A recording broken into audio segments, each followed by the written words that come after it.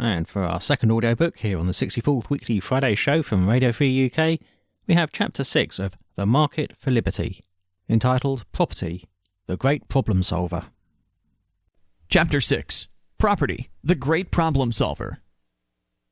Most social problems which perplex national leaders could be solved fairly simply by an increase in the amount and type of property owned. This would entail the equally important general recognition that ownership is and must be total, rather than merely a governmental permission to possess and or manage property, so long as certain rules are complied with and rent in the form of property taxes is paid. When a man is required to rent his own property from the government by paying property taxes on it, he's being forbidden to fully exercise his right of ownership. Although he owns the property, he is forced into the position of a lessee, with the government the landlord. The proof of this is that if he fails to pay the taxes, the government will take his property away from him, even though it's his property and not the government's, just as a landlord would kick out a tenant who failed to pay the rent.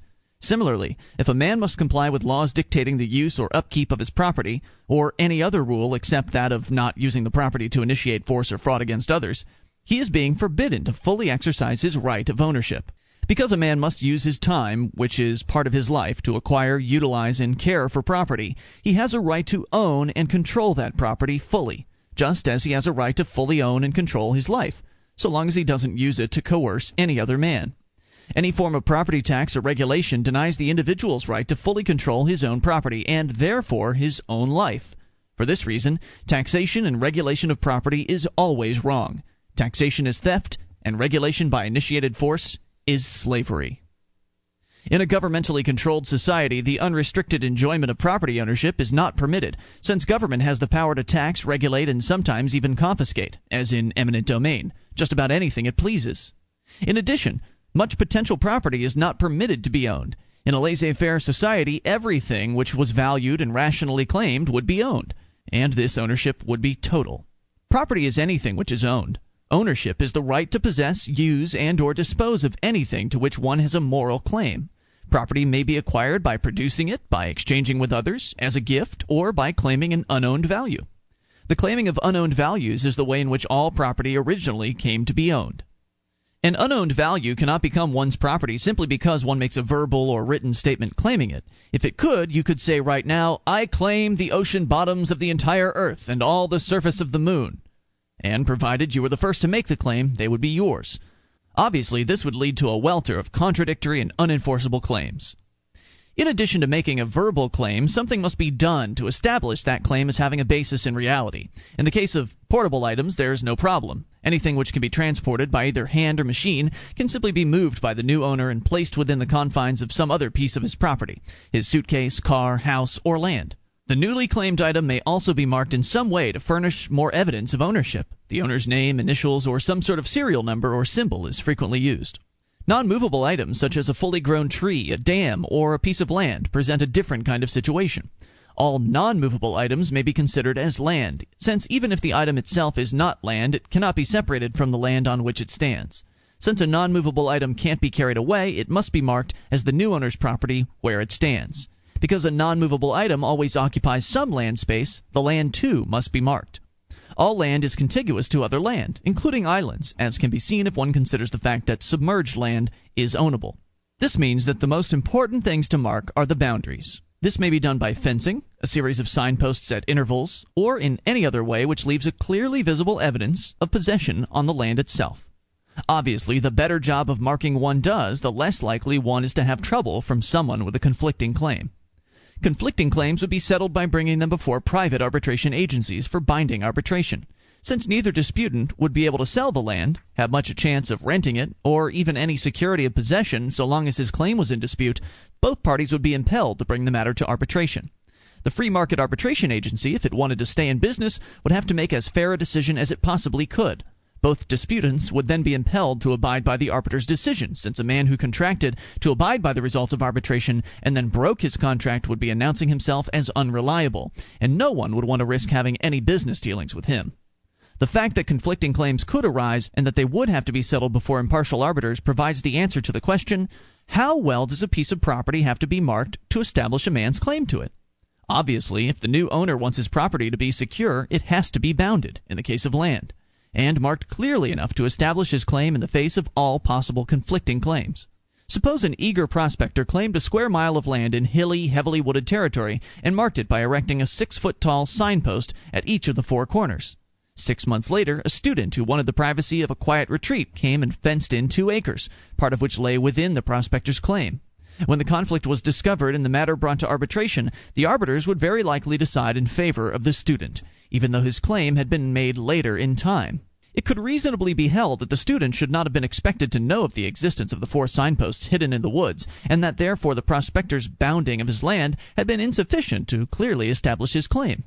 Similarly, a man could land on a new planet, fence in a square mile, and then claim that since the planet was a closed sphere, he owned all the territory outside the fence. That is, all the planet except the square mile enclosed by his fence.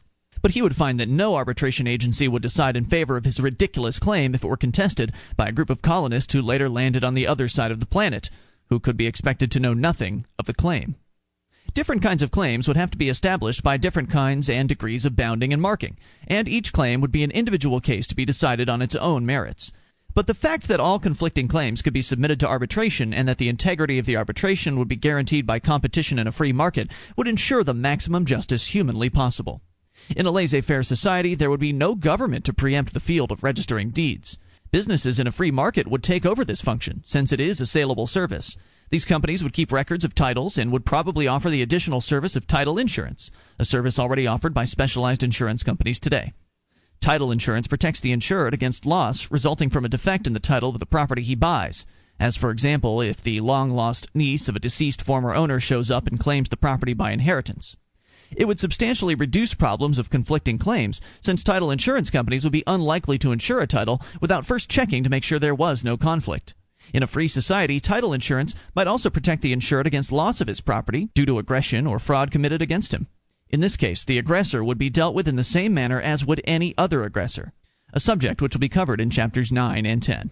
There would probably be a plurality of companies competing in the field of title registration and insurance, so they would no doubt find it in their interest to maintain a computerized central listing of titles in the same way that other agencies now keep extensive files on the credit rating of consumers. In this way, they would be in the same relationship of cooperative competition as our present-day insurance companies.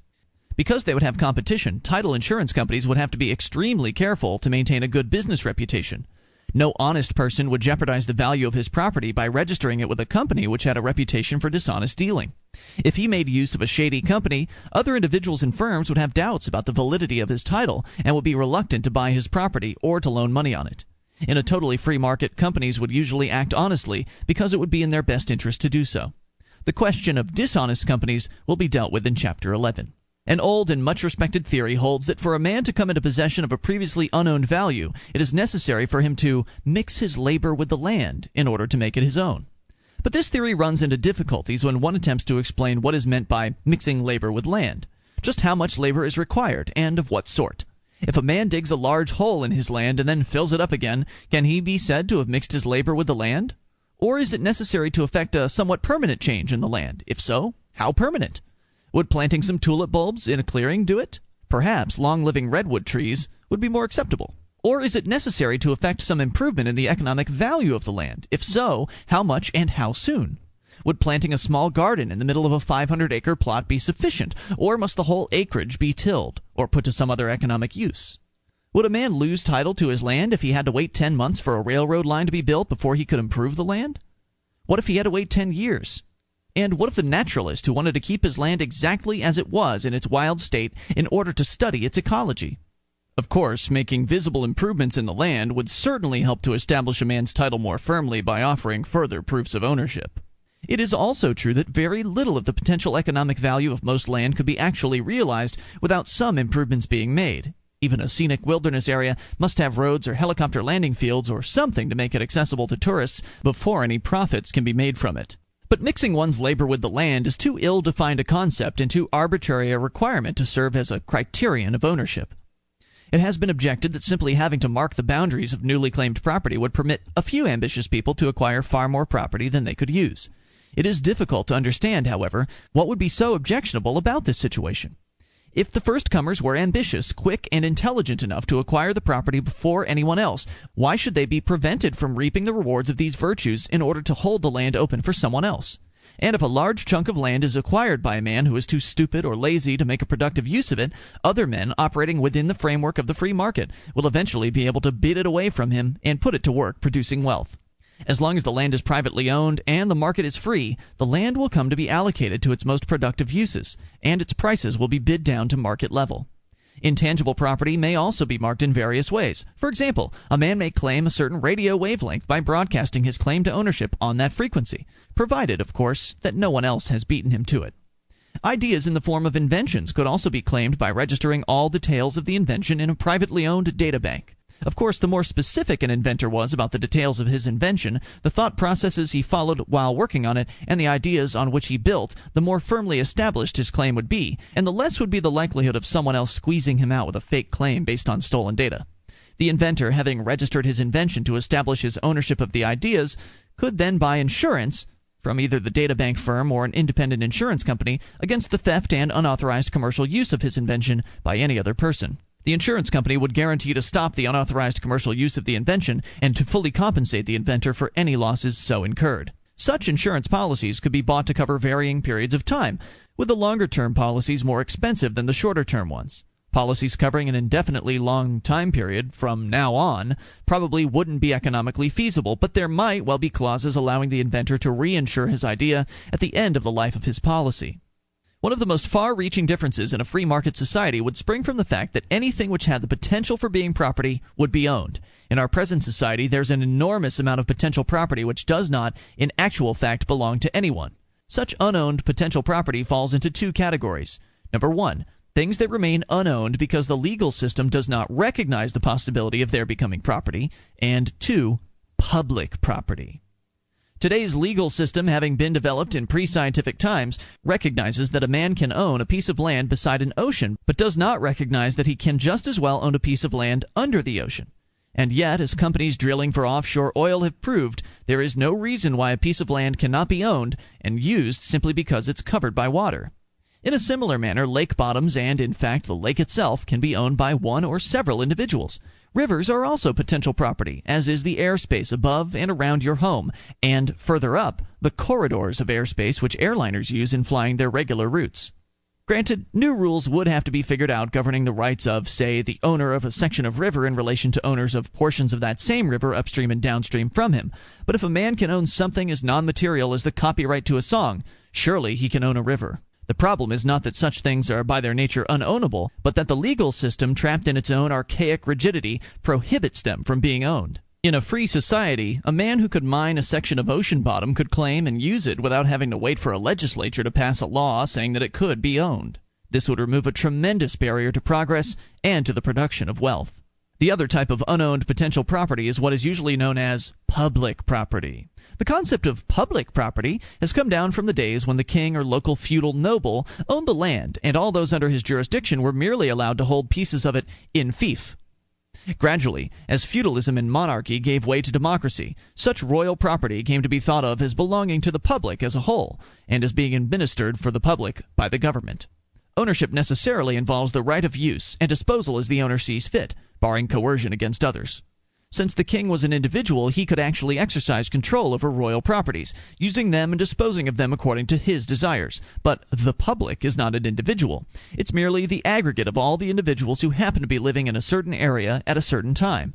As such, the public has no mind or will or desires of its own. It cannot make decisions, and so it cannot decide how to use or dispose of a piece of property.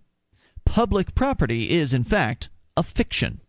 Nor can the government morally claim to own public property. Government does not produce anything. Whatever it has as a result of expropriation. It is no more correct to call the expropriated wealth in government's possession its property than it is to say that a thief rightfully owns the loot he has stolen.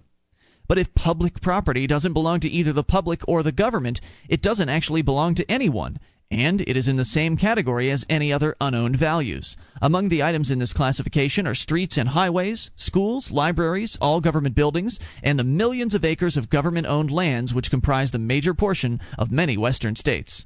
In a laissez-faire society, all property formerly belonging to the government would come to be owned by private individuals and would be put to productive use. The economic boom this would be can be glimpsed from the following illustration.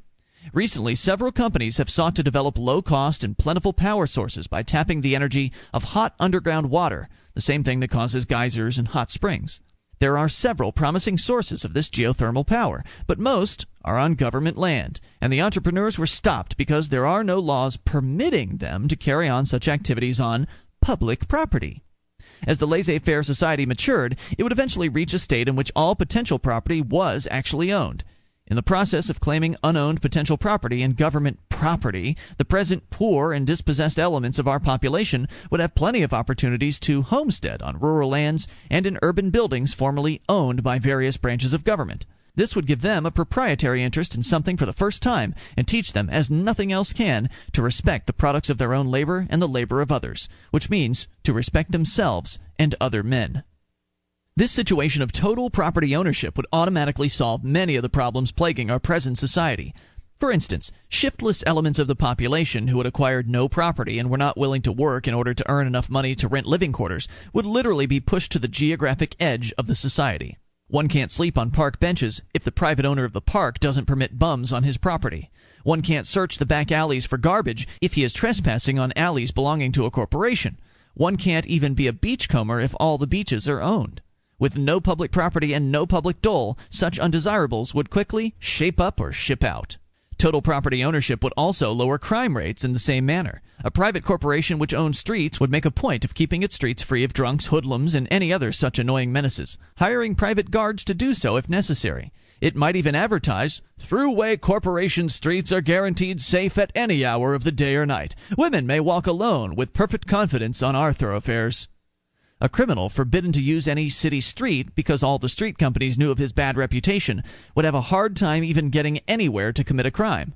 On the other hand, the private street companies would have no interest in regulating the dress, morals, habits, or lifestyles of the people who use their streets.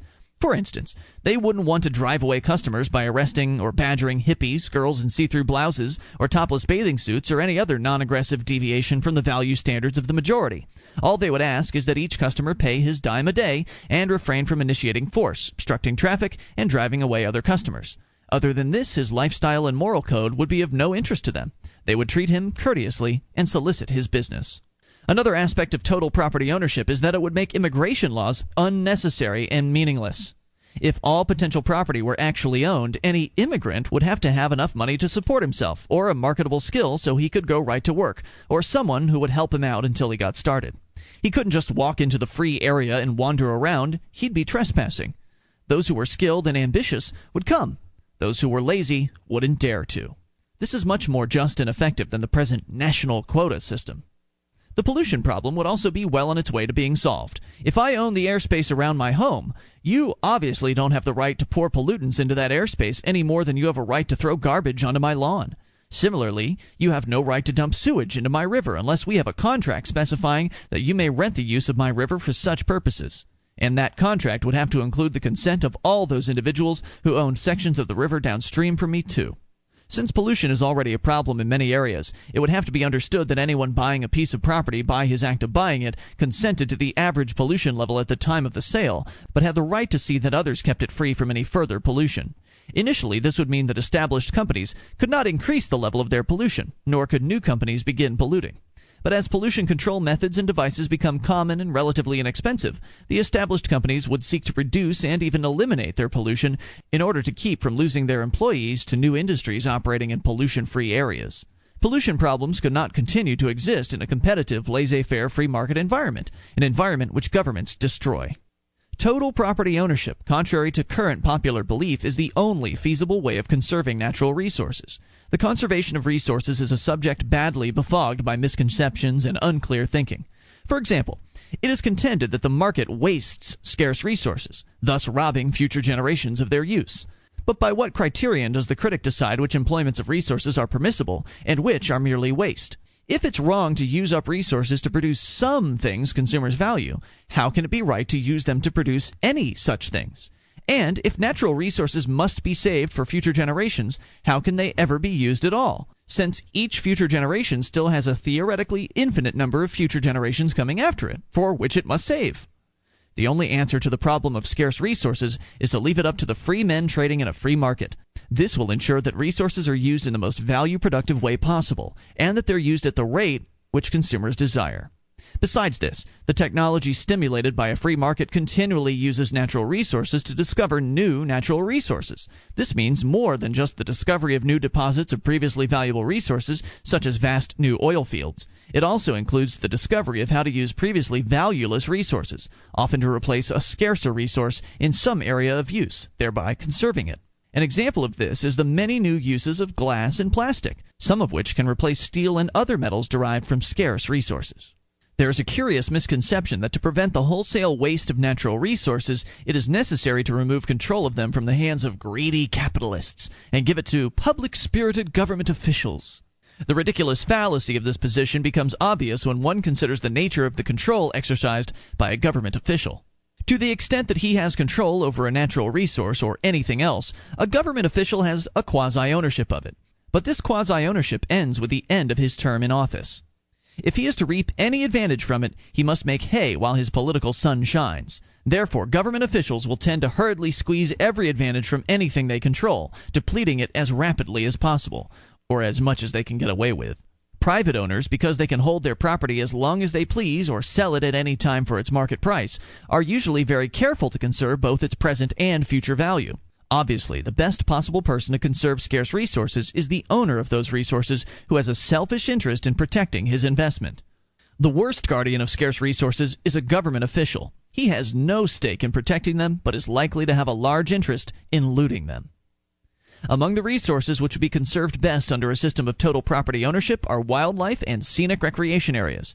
Consumer demand for parks, campgrounds, wildlife sanctuaries, hunting grounds, natural scenery, etc. is evident from a study of recreational patterns. In a free market society, just as much land would be set aside for these purposes as consumer demand warranted. A system of total property ownership would be based on the moral requirement of man's life as a rational being, as man's survival is subhuman to the extent that the right to own property, beginning with self-ownership, is not understood and respected.